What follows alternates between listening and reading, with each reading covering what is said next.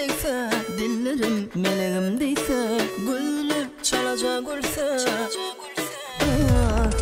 Ellerim eline değse, dillerim meleğim değse, güller çalacak olsa.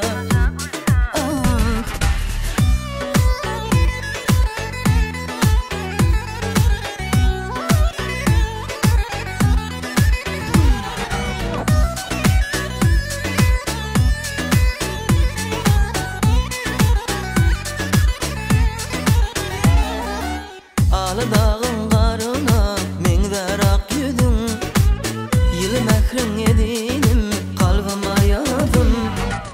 Şirin şirin aydıma çalan ovacım, güneşim fenayım sen gel mehrivanım.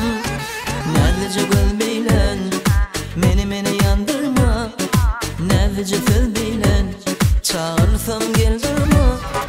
Meni yalvatma, eydin da kıynama, söz versem aksana, çağırsam gel durma. Ellerim elime değse, dillerim meleğim değse, güller çalacak olsa.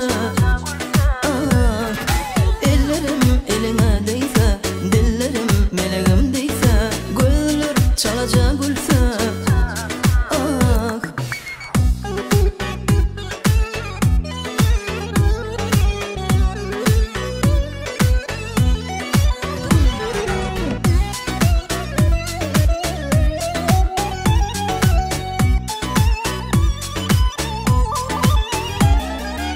Nedir kuşun aynayışı, nedin de canım, belvellerin sayrayışı, nedir o